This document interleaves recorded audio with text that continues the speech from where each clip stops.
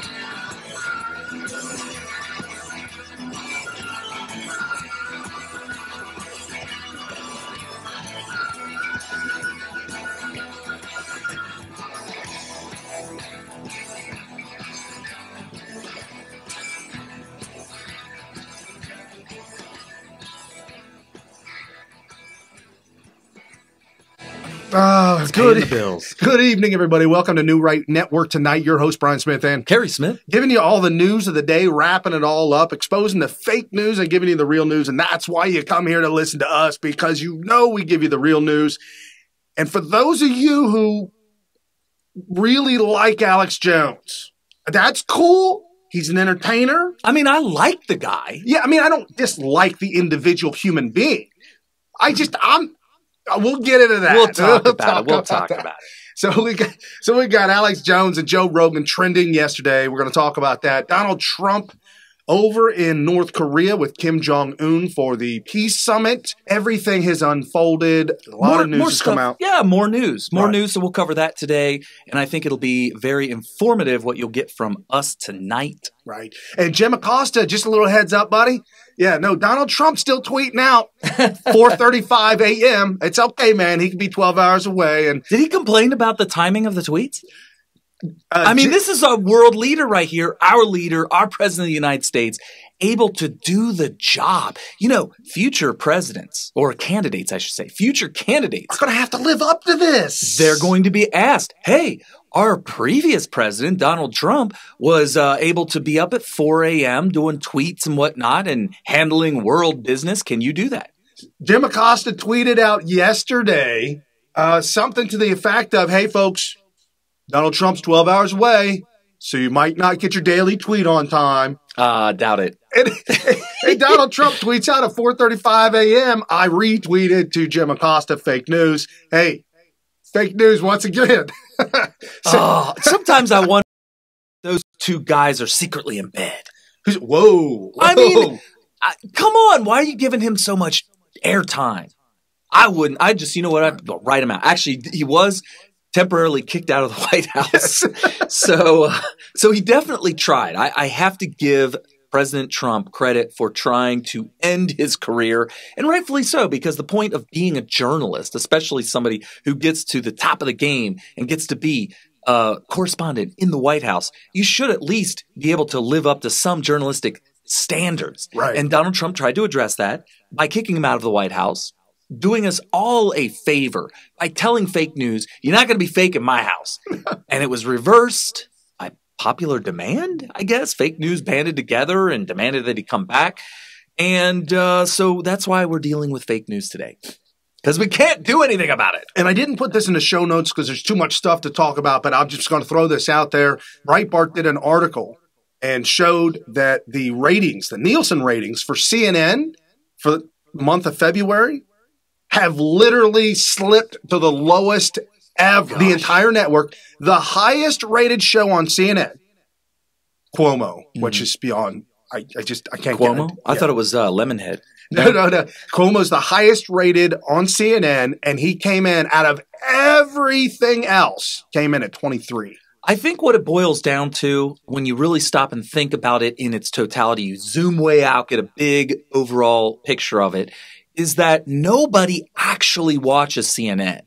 The ratings that they're getting, they're probably able to calculate from the fact that there's mandatory airing of this stuff in places like airports, bathrooms, banks in Southern California. Bank of America and Wells Fargo always had a giant flat screen TV in their banks playing 24/7 CNN. And if you take into consideration that they're getting the lowest Nielsen ratings of all time, you have to imagine that outside of the mandatory viewing, that the captive audience of people waiting for their aircraft to arrive for boarding or to wait in line. Wouldn't be surprised if they actually had the big screen TV at the Bureau of Motor Vehicles. Sure, well, why not, right? And take into account captive audience, yeah. And then they would take into account how many people flew on aircraft that day. Okay. And then add that to the viewership. Right, and what does that mean? That means that outside of the captive audience, where you got the toothpicks under your eyelids, right, or where they're holding you, you say, watch. Outside of that, literally nobody's watching it. Yeah. So there you go. Then we're going to also go through the Michael Cohen fallout. Folks, this thing that we reported on in real time, we literally had to go with the show while Cohen hearing was the farce. The Cohen hearing was going on, so we couldn't catch the last half of it. A lot of great insight from Tucker Carlson, as well as the Daily Caller and Mother Jones. Oh, I love being trolled by Mother Jones. Mother Jones doesn't realize that what she did. And it's funny, I guess, that the outlet Mother Jones literally propping up our side. Oh, not realizing it. The Democrats literally propped up our side yesterday and had no idea. Mother Jones fell into that pitfall, as well as the Daily Beast. Oh my goodness, folks, this is amazing. Former White House worked with Bill Clinton, came out and blasted all kinds of naysayers, saying that Donald Trump should not be impeacched. Okay. Former Clinton staffer saying that Donald Trump should not be impeached. All right. So, I mean, duh. Well, yeah, right. We've been telling you guys that for years. Right, but it's amazing yesterday how much they wanted to go after us, how much they wanted to just crush our party, crush Donald Trump. This is the impeachment moment. This is the moment, and it was absolute failure on display, which is hysterical. I love it. Oh, yeah, absolutely. It turns out it was a self-own, right? It's like an attempt to try to Rush Limbaugh said yesterday that this was the first step in the new effort to get Donald Trump impeached. And so obviously this is a major offensive by the Democrats on the Republicans. And he pointed out that, and we're saying it's a self-own because halfway through the hearing, I was worried that, oh man, this is going to have some great talking points for the Democrats to use as opposition commercials in the 2020 election cycle. Come to find out about halfway through, we realize this guy has totally discredited himself, lying under oath right there, being fact-checked in real time by the congressmen themselves, whose job it would be to report him to the DOJ for lying to them. He couldn't stop lying. No, it was amazing. Amazing stuff there. We're going to start off with big government high-tech against U.S. citizens.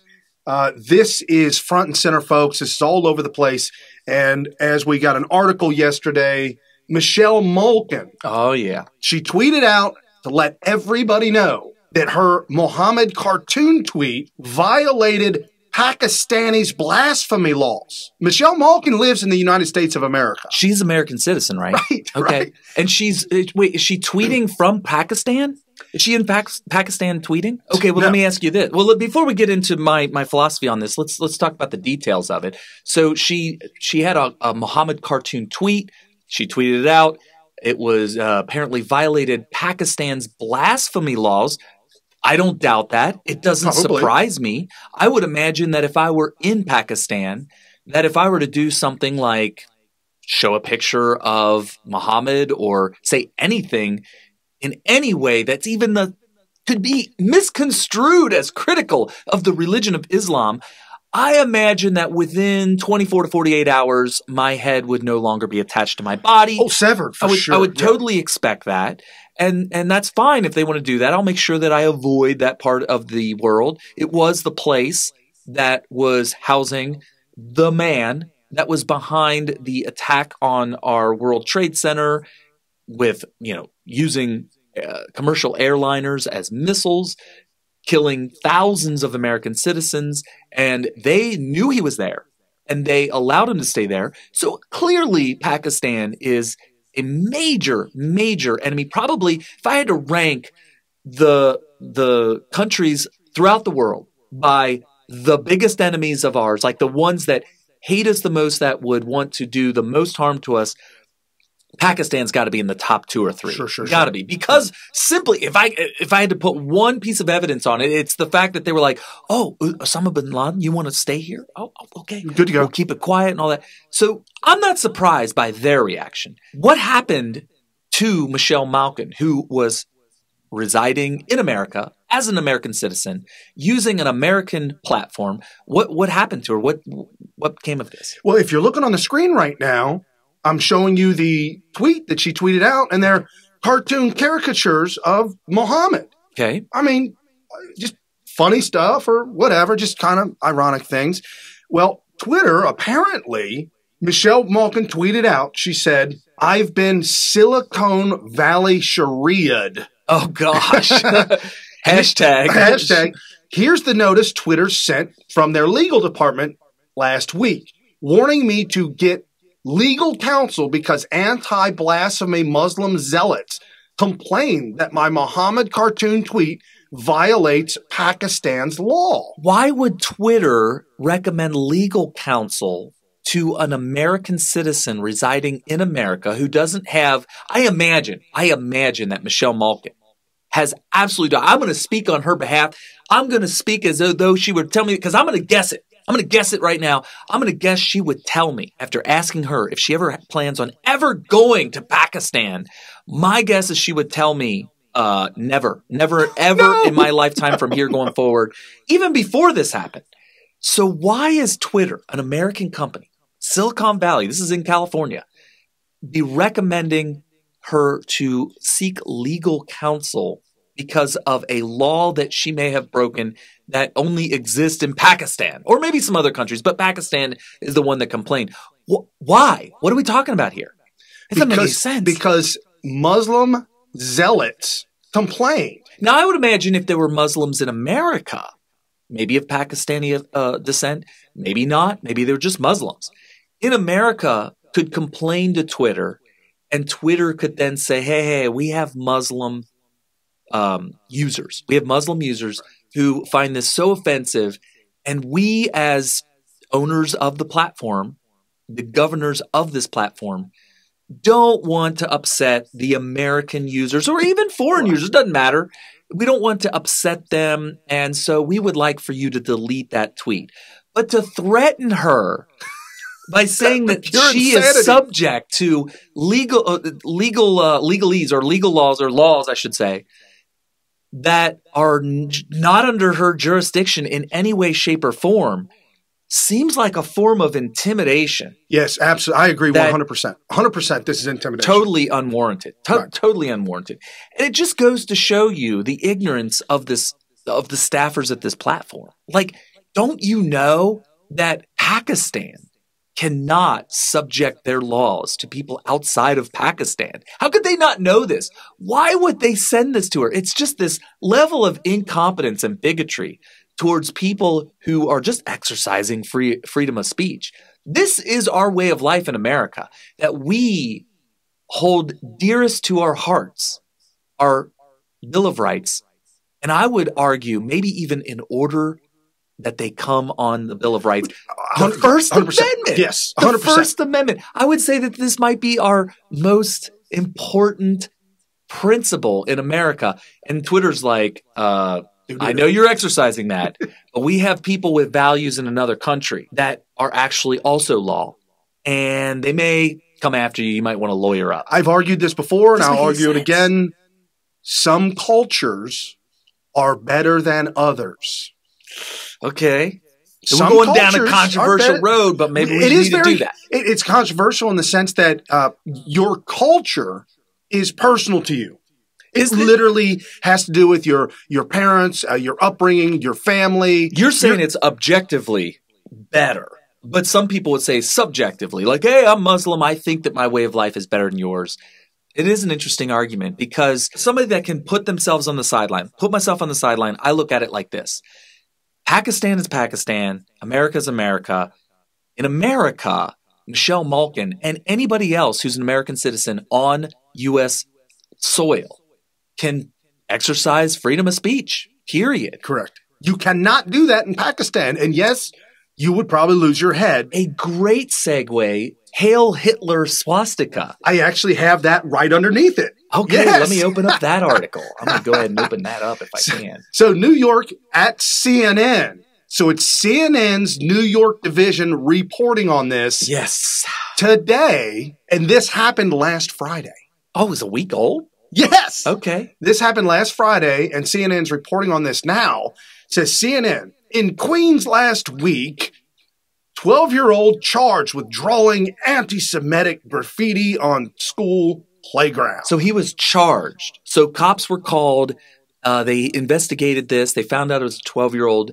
And when they discovered he was a 12-year-old child, they said, well, we got to do what we got to do. Handcuff you. We're going to handcuff him. We're going to charge him. Book him, Danny. Book him, Danny. Book him, Danny. And we're going to have him stand in front of a judge and defend himself. Charges of law breaking. Now, let me back up and walk through this. So this is at a school playground, I think? Yes.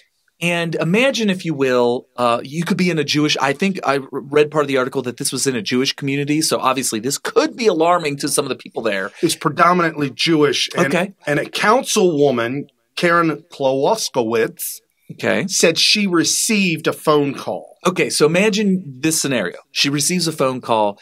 Karen, you wouldn't believe this.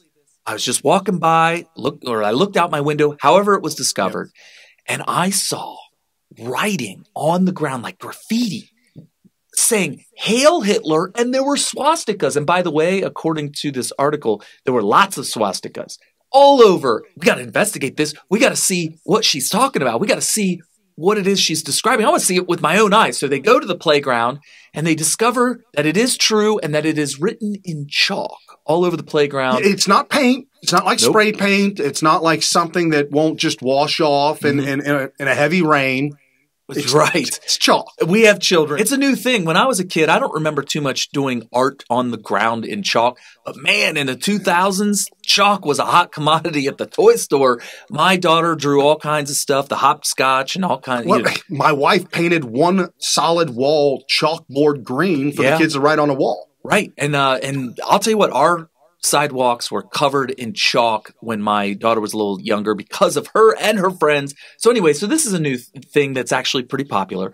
But Hail Hitler, swastikas and all that, obviously a little unconventional. Obviously, this is something that you would tell a child, whoa, where did you learn that? Blah, blah, blah, whatever. So they escalate this. They want to find out who did this. This could be anti-Semitic people that are trying to bash Jews, trying to inflict violence on Jews. We got to find out who these people are. Call the cops. The cops come out. Oh my gosh, there are swastikas. There's Hail Hitler all over the ground. Let's start investigating. So they start questioning neighbors. Who was out there? Who was doing the chalk drawing? Whose chalk is this?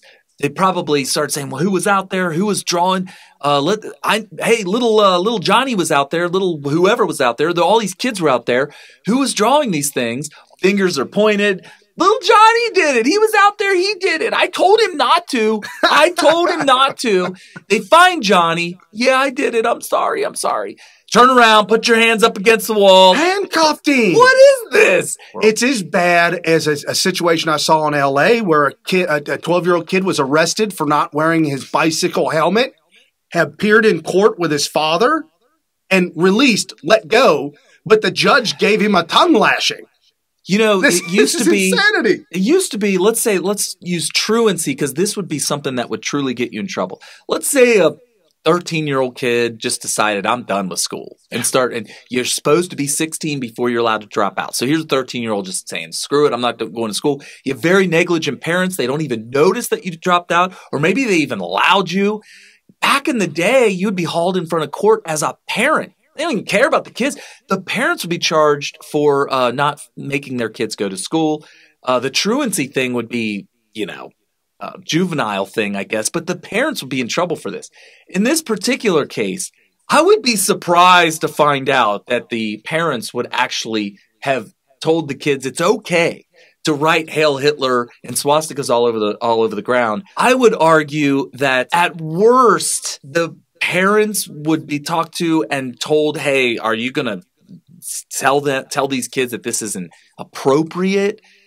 That's at worst. At best, they probably could even say, well, the cops should say to the neighbors, hey, listen, obviously this is something that's bad. I hope the child gets punished by the parents, but this is protected by the First Amendment. Right. You've got to have enough respect for the First Amendment, just like Twitter should have respect for the First Amendment, that even the most vile, disgusting things, this isn't vandalism. You know, they didn't use spray paint. This could be washed off with a hose. You don't even need high pressure. No. This could be washed off in the next rain. And I will even argue as much as if a business wants to put a sign in the front of their business that says whites only, I will go so far as to say that that's not illegal and that is protected by the First Amendment. You and I will answer that by not going to the business. Right. And then in this case, if an adult did this, if an adult wrote Hail Hitler, swastikas all over the place in a predominantly Jewish community, that would be alarming. And I would really wonder how that would end up. And I would think that this is a major problem. Somebody needs to have a paradigm shift. But children just don't know. I shared a video yesterday that we can't share today with you because maybe we'll put it in the link in the description. Okay. I'll have Brian do that. So maybe you can go down after the show's over, go into the description and click on this. But there was this black gentleman that looked like a young adult who described a scenario when he was a child, being in basically a predominantly black school, being taken on a field trip to go pick cotton. And now this would have been years ago because this guy is now an adult. So we're talking many years ago, was in Alabama, I think is where he said. And he was taken on a field trip to a plantation where they showed all these black children how to pick cotton and encouraged them to go out and pick the cotton. The kids were like, oh, wow, this is interesting. I'm learning something. And they're picking cotton. And I'm sure everybody listening to me say this story right now is probably like, what? Are you kidding me? And by the way, you'll find out when you click on the link for this video, everybody was just amazed at this story that this could even happen. However, here's the key to the story. As a child, him and all of his classmates, all of them, they had no idea that this was supposed to be a racist activity. They had no idea. They just were learning something. They're like, oh, so this is where the raw material for making clothing comes from. Oh, this is how it's made. And by the way, when the cotton gin was invented, this is something that was probably taught to them. Human beings didn't have to do so much labor anymore. The machine did it. Right? And so this is stuff that you learn about the Industrial Revolution. When he got home and told his mom about it, his mom blew a gasket, went to the school, and blew up on the teacher. Okay, so who's the racist? Who's racist? Well, they were trying to say, or the mother was trying to say, and I think 99% of black mothers would probably react the same way. I don't mean to speak on behalf of black mothers out there. But here's the thing. The child had no idea that this was racist until he had to go through the experience of the reaction of his mother. He then pointed out, and you'll see this in the video, watch the whole thing to the end. He then calls it one of the most racist episodes he's ever experienced in his entire life. And he didn't even know until he was taught by his mom. So the point is that this child, this 13 or 12-year-old who uses chalk to write Hail Hitler, swastikas, whatever, if I were there and I was in charge of investigating this, I would go to the child and ask him where he learned this, why he was. I would ask him why. I would question his parents immediately. I would go straight to the parents and say, hey, right, did you know that your son did this? I just want to ask you, did you know? Wait for the answer and go from there. Other than that, was he doing this to troll Jews, or was he some kid that's just really into history and just got done watching one of these shows that you see constantly on the History Channel, the Discovery Channel, and National Geographic that show documentaries about Hitler? And not that he's saying, oh, wow, I wish Hitler was back, but maybe just thought that the swastika looked cool. And by the way, if you read the article, he also drew some of the eagle patterns that were prominent as part of the logos for Nazis back in the 40s and 30s. In my mind says that, man, he just learned about all this We stuff. just don't know. Maybe he is racist against Jews. How would a 12-year-old have gotten that way? It would have been taught to him. Racism is taught. People are not born racist against Jews, against black. This is all taught. And I think it was a very informative video that I watched of this young black gentleman who had to discover that picking cotton as a child was totally racist. Unbeknownst to him, he had to be taught that it was racist. Picking cotton in a vacuum, in a world, in an alternate universe where slavery had never existed, picking cotton is a necessary thing to create cotton clothes. It's a necessary thing. Cotton gin comes along, and maybe it's not so necessary anymore, but it would be like going out to a watermelon field and picking watermelons. Or eating watermelon. All of a sudden, black people can no longer eat watermelon. There is an entire, and maybe we should put this link in the description too. There's an entire segment on the Dave Chappelle Killing 'Em Softly thing where he had no idea a black man eating fried chicken was supposed to be inherently racist. He points out in this segment of Killing 'Em Softly that it ruined fried chicken for him. He could no longer eat fried chicken because he felt that every time he ate fried chicken, that white people were looking at him funny. Good friend Terrence, who's in the hospital, who we pray that you get better soon. He's parodying it. Yeah, in his little icon, he's either eating fried chicken leg. Yep. Or I think at one time he had it on a fishing pole or all kinds. Really? So he's actually making fun of the idea of eating fried chicken being a thing that is characteristic of black people or something. And that doing so is just inherently racist. Now, coming out with these articles today versus last week, today being the day after the Cohen debacle. I mean, Cohen just literally said racist, racist, racist. So why not throw this out there as a good article? Governor Andrew Cuomo pounced on this. He directed state police hate crimes task force to assist the New York Police Department. And again, as I was saying, Councilwoman Karen Klosowicz, who represents that district, she was outraged and horrified.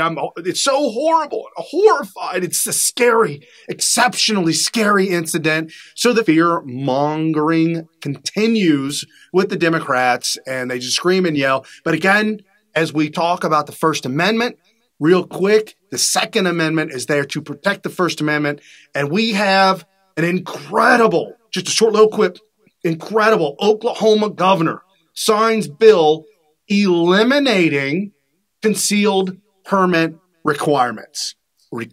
That means that he is making it more permissive to bear arms. He says that the Second Amendment is your permit. Yeah. He joins the ranks. The Bill of Rights is, I mean, you got to look at the language of the First Amendment. We've had long discussions on previous shows about the nuances of the actual language of the text of the Second Amendment as written by our founders. And it is so clear. It is almost impossible to figure out a way. You have to be intellectually dishonest to come up with a way to construe the language of the Second Amendment to say that, yeah. And they did. They redefined the word militia. Right. They tried to say that a militia is government officials, which is actually the opposite of what it is. A militia is specifically citizens. Specifically. So you're not government. You are the opposite of government. You are the citizens. And so that's what a militia is. But it was argued that a militia is police officers, military, whatever it might be, National Guard, sheriffs. These would be considered people of the militia, and therefore only those people. And by the way, It only says that right to bear arms for all the people is necessary in order to have militias. But militias are any citizen. Is intellectual dishonesty to try to construe it as any form of limitation whatsoever on bearing of any arms. And by the way, the word arms itself is so broad. It includes knives. It includes ammo. It includes clips. It includes shields. A shield. You could go through public with a shield. That is considered armament. Arms. You have the right to bear it. So banning switchblades or blades that pop out. Yeah. Or any length of blade. I was brainwashed into believing that, oh, well, yeah, okay, the Second Amendment does allow people to have firearms. But, man, do they crack down on knives. Woo! Yeah. And they're allowed to because Second Amendment doesn't protect you for stuff like that. Bats, not just for baseball, but for actual protection. You can't don't walk down the street with aluminum bat. Aluminum bat, if you're not going to use it for baseball, is actually protected by the Second Amendment. Yeah. So I was brainwashed into believing that only firearms is protected by the Second Amendment. It's everything that would be considered an armament. And former Governor Mary Fallin, who is or was a Republican, vetoed this. She vetoed, she vetoed this. So Oklahoma? Yes. So current Oklahoma Governor Kevin Stitt ran on this bill, said, as soon as I win, I'm signing this immediately. And here's another civics lesson for you all. The Supreme Court, it's not their job, and they cannot do this. They will not do this. It's not their job to say, hey, we need to go into Oklahoma and put a stop to this. Right. No. The way it works is somebody has to literally break the law, go to court locally, and say, I'm innocent because the Second Amendment protects me, and then have this thing appealed all the way to the Supreme Court, where finally the Supreme Court could look at it and say, guys, they're protected by the Second Amendment here. Yeah. And at that point, the precedent is set after millions and millions of dollars in legal fees. And Alan West pointed this out the day that the Supreme Court ruled gay individuals are included under the word marriage. Okay. And that all states must recognize this as a change to the definition of the word marriage. Yeah, that's really weird. So Alan West said, because of this changing of the definition of the word marriage, and all states must now see this and recognize and allow it, that you must now rule that because Oklahoma, Alaska, Arizona, Arkansas, Idaho, Kansas, Maine, Mississippi, Missouri, New Hampshire, North Dakota, South Dakota, West Virginia, Wyoming, and Vermont see the Second Amendment as your concealed carry permit, because they all do, you now must recognize all states must do the same thing. I would hope that that's how it goes down, because I think that's a great argument, though. That's precedent. I'm down for it. I'm down for it. That's interesting. So they made the argument that because the change of definition of marriage in one state calls into question or sets a precedent for all other states. Good lawyer could make a very good case for that and say, see, this is apples to apples, same thing, you must rule. Yeah. Series of tweets yesterday, and I know I saw this years ago, but I totally forgot about it. Somebody did a legal segue, side-by-side comparison between slavery and the arguments to keep slavery back in the mid-1800s to the argument to keep abortion legal. And it was very interesting the way they talked about how, well, the legal idea of allowing abortion is that the mother owns the baby until it's born. They own the baby. And that the baby's not a person until it's born. And if you look at the argument for slavery back in the day, that the slavery owners, the plantation owners, owned the slaves, and that the slaves are not people until after they're set free. Yep. So there is a one-to-one, almost mirror comparison between the two. I love using the legal logic that has freed the slaves and that has, in this case, would abolish abortion. But we're using it all over the place. So changing the definition of marriage, which we don't agree with, because not that we have any problem with gay people doing whatever they want to do. It's just that marriage is a religious institution where it has a specific definition. and it's been in the dictionary for many, many years. And we came up with a word for you to use. It's garage. Yeah. Why can't we just have another garage. word? There's this crazy belief amongst people that want marriage to be recognized for same-sex couples that somehow that not being able to call you married is some sort of an oppressive thing, that somehow we don't accept that you guys are even together because we are telling you that you're not technically married, because the definition of marriage is between a man and a woman. And also, you can't make the argument that we are prohibiting you from getting married, because a gay man can marry a woman if he wants. Right. A gay woman can marry a man. Absolutely. You can get married. We're not preventing you. You got the same rights that we have. Yeah. If you want to, you had civil unions, but if you want to take it a step further because of legal documents and things like that, either take civil unions and put legalities behind it, or use the word garage. And for our gay friends out there that are like, damn it, you guys are holding us back. No. I just want to point out that I view the attack on marriage, the institution of marriage, as an attack on Christianity.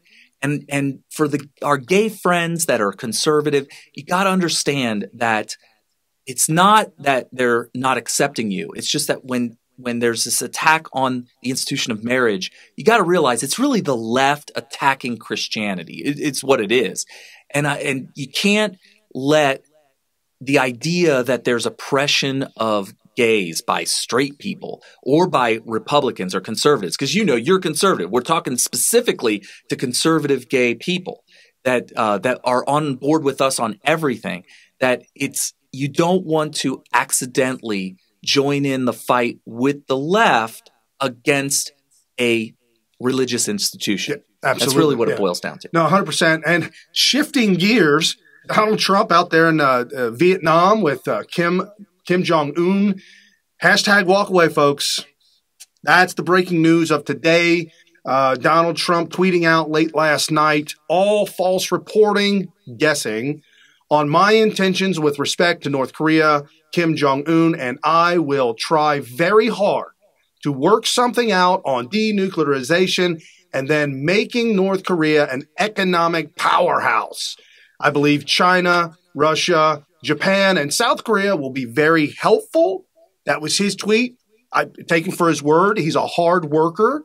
However, the deal didn't go through. Donald Trump offered up multiple things. Kim Jong-un said, okay, we'll do a partial of the denuclearization, but we want all sanctions dropped. All of them, 100% of all sanctions dropped. And Donald Trump said, we just can't do that at this point in time. Half for full doesn't work here. And I'm paraphrasing, but that was his deal. He said it just didn't work out. Sometimes you got to walk away from it. And there have been some great articles written by the Daily Caller, Breitbart News, and we have Lindsey Graham tweeting out, I appreciate the effort by President real Donald Trump to reach a peaceful conclusion to the North Korean nuclear threat. It's better to walk away than sign a bad deal. Right. And that's the thing, the art of the deal, right? Donald Trump is definitely going to make sure that there is a deal that's going to be the best for the world and for America for many, many years after he is done being president. And that's what he's going for. And why just, it's not about theater. This is about major, real changes in the world forever. And so you got to get it right. You can't miss the opportunity. It is a historic opportunity, and you can't miss it by making a bad deal. And so if you guys look down in the show notes, you'll see from Breitbart News, Joe Pollock. And if you're on Twitter, you absolutely must follow Joe Pollock on Twitter. That's his handle, @Joe Pollock. He posted an article. He says, flashback, Rolling Stones in 1986, Reagan flubs. Reagan came home empty-handed from Iceland, and for once he was wearing the black hat, the man who said no to a historic opportunity. Interesting. In the article, he then starts to pick apart Obama, Kerry, Iran, disastrous deal as where Obama and Kerry could not walk away because of the lack of leadership and their weakness and the fact that they had to make so many concessions, and Iran thinking, oh, we'll just keep asking for more. And more and more and more. And that's what happened. So they did a side-by-side comparison of the Iceland deal with Reagan and Obama's horrible deal with Iran. And comparing that to Donald Trump walking away as well. And as we have history on our side, did the wall come down? It did. It did. I'm just saying, man. So Reagan did the right thing by walking away for the long term. Obama and Kerry did the wrong thing by saying, we got to do something. We got to do something. For the short. Yeah. Right. So let's just give them whatever they want. And that's what you're dealing with Democrats. And also there might be some more nefarious motivations behind the scenes that we don't know about. At Charlie Kirk, Democrats holding a hearing with convicted liar Michael Cohen, while real Donald Trump is in Vietnam negotiating peace with North Korea, tells you everything you need to know about the left. They would rather see America fail than see Donald Trump succeed. America First PAC, they tweeted out spokesman Sean Spicer on hashtag Cohen testimony. During the Hanoi summit, Sean Spicer said Democrats could have scheduled hearings with Michael Cohen anytime they wanted. What they chose today, of all days, really says a lot. There's a lot of criticism on the left regarding his apparent forgiveness of the death of Otto Warmbier. And so, Donald Trump said, I take Kim Jong-un's word for it that he didn't know. Okay. I would take Kim Jong-un's word for it that he didn't know either. So we've talked about this, and this is a great opportunity for us to reiterate what we said before in previous episodes. So here we go. Otto Warmbier was held captive under a system in North Korea that has been set up by the grandfather and the father of Kim Jong-un. And a deep state, if you will. Yes. So when Kim Jong-un took over, how old was he? He was like early in his 20s. Yeah, he was in his 20s. Early to mid-20s, very young. You had these old deep state people in North Korea. By deep state, we mean permanent established government workers. Officials, military officials, prison guards, officials that run the prisons. The generals, all that stuff. That multi-tiered, multi-level. Yeah. Think about it. If you're in prison and you want to get the governor's attention to pardon you, how many people up do you have to go? There's definitely a layered system, and certainly there is in North Korea. And the thing is when Kim Jong-un took over, there were a lot of very old people in government that worked for his father that decided this guy's a young buck. We're a little unsure of what he's going to do to run the country. So we'll just run it and we'll just keep him abreast of what's going on. We'll just make him happy and we'll just do what we've been doing under his father.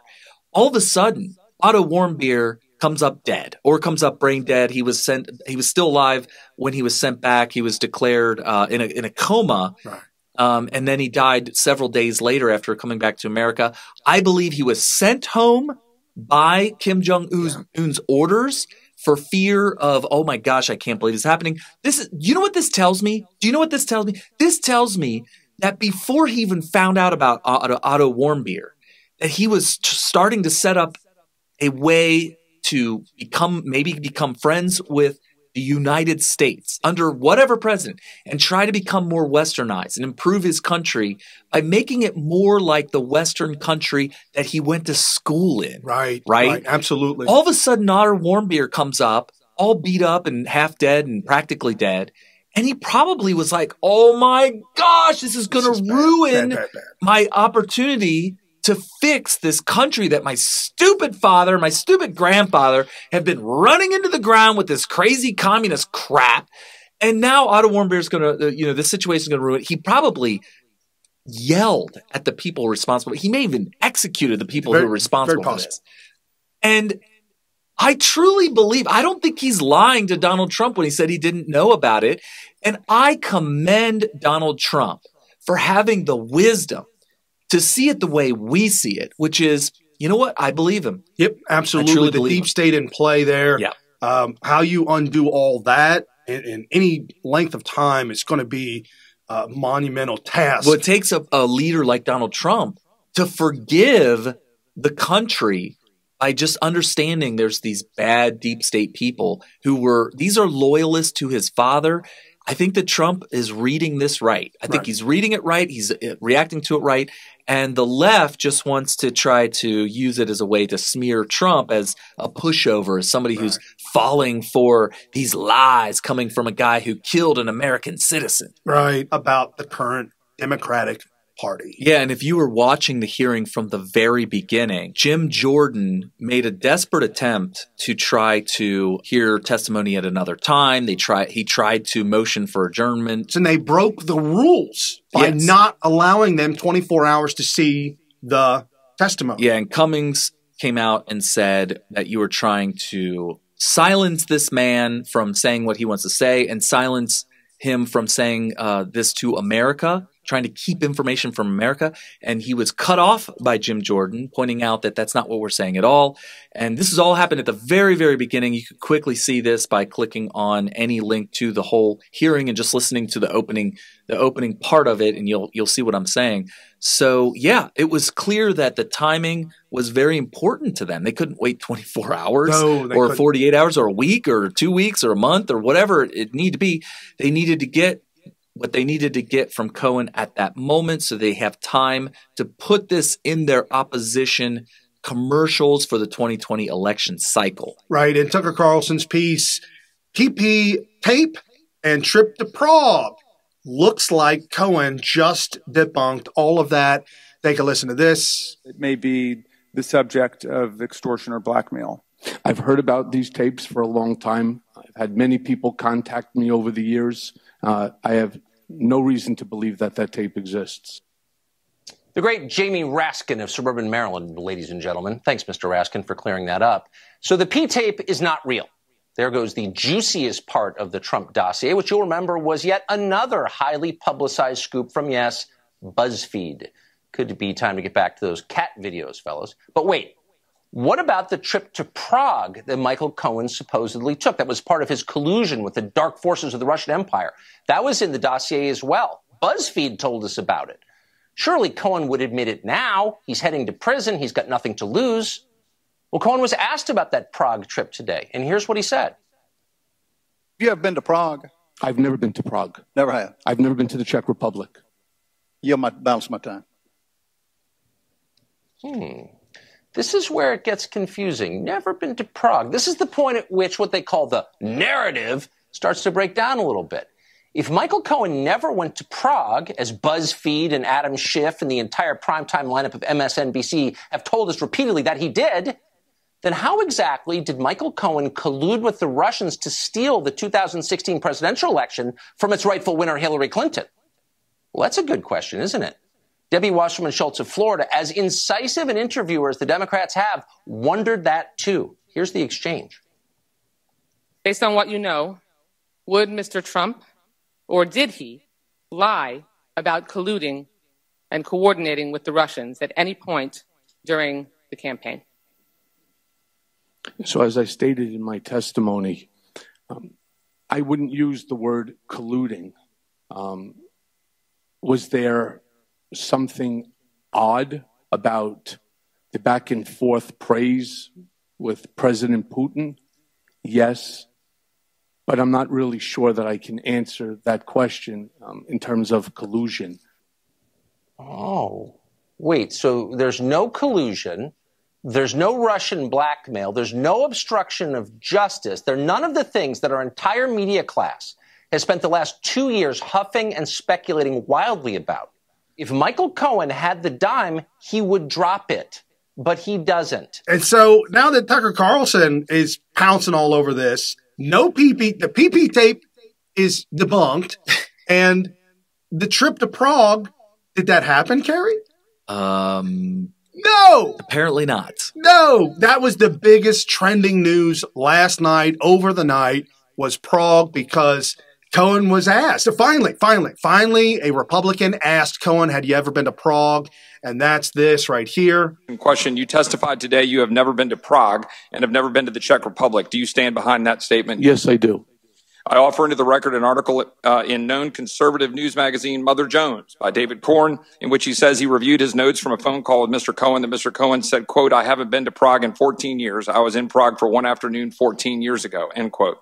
And so, as you can see, saying he never went to Prague. He was also pressed about the Prague thing, again, because BuzzFeed, David Korn, who was all involved in all of this nefarious pushing around of the dossier, David Korn said, you told him you haven't been to Prague in 14 years. So what does that mean, Brian? What does it mean that he has not been to Prague? Why is that important? Because the whole dossier said that Cohen went to Prague.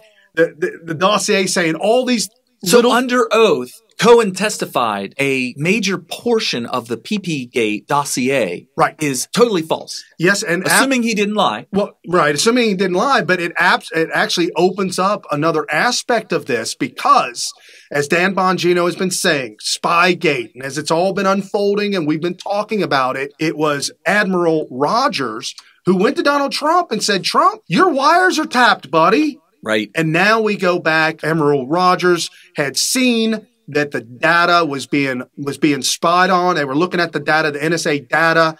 We believe that they accidentally found a Michael Cohen that went to Prague. Oh, and they assumed that would have been probable cause to get FISA warrants for wiretapping and all that kind of stuff. So Michael Cohen went to Prague, but it was the wrong Michael Cohen. Michael Cohen. And they put that in the dossier. Cohen is actually a common last name. Michael is an extremely common first name. Morons. We're dealing with morons here.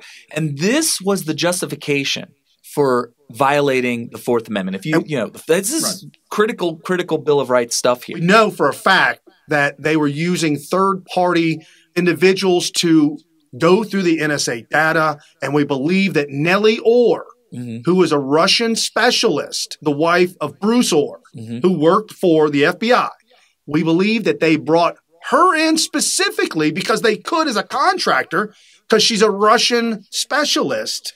So she's going through the data in the NSA database, comes across Michael Cohen. Ow. This is how bad it's gotten, folks, and it's been completely exposed and debunked. And again, like I said, yesterday was a huge explosion for the Democrats, and it completely fell apart. Donald Trump tweeted out, Michael Cohen was one of many lawyers who represented me, unfortunately. He had other clients, too.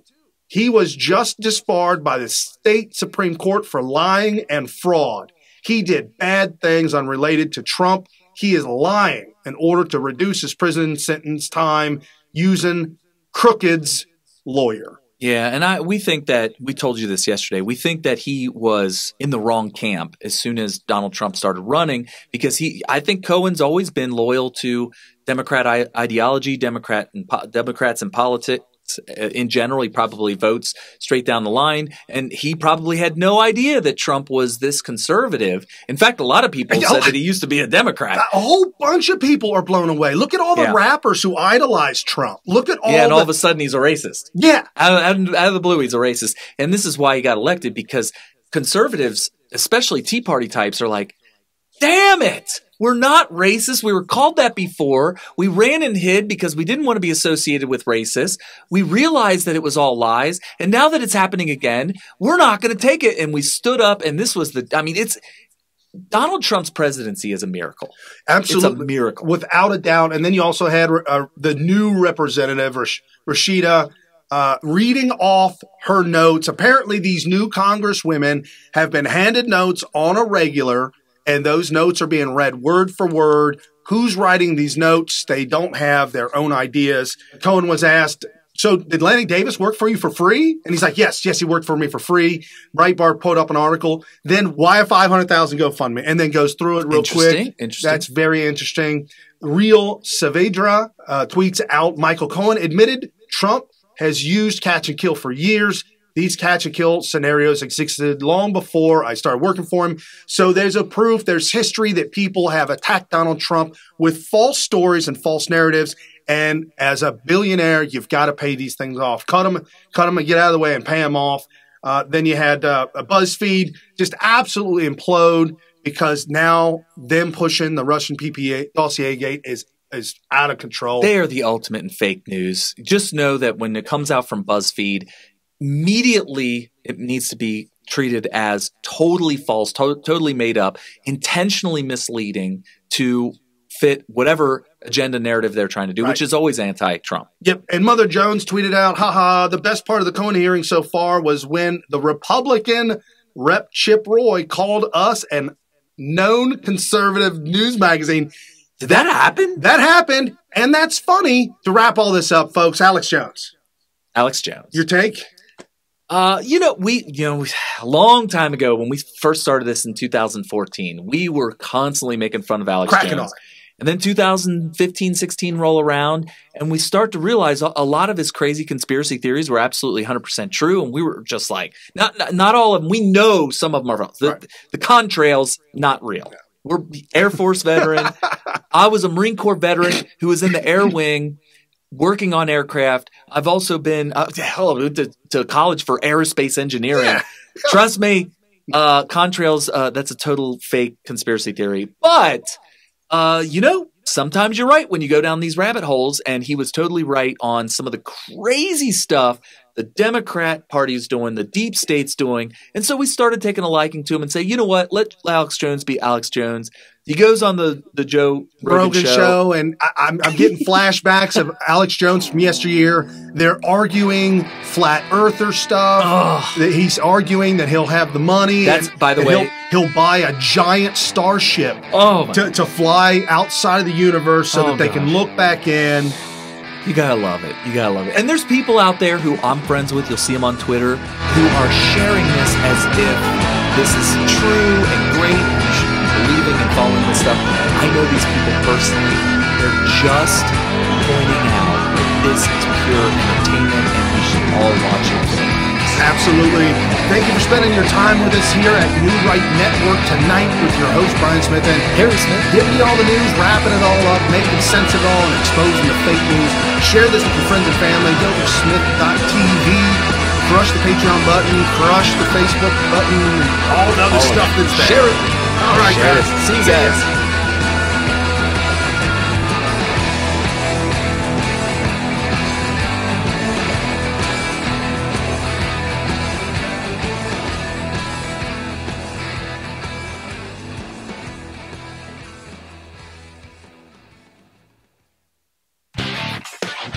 You've been listening to New Right Network, mobilizing, countering, energizing. Online at newrightnetwork.com.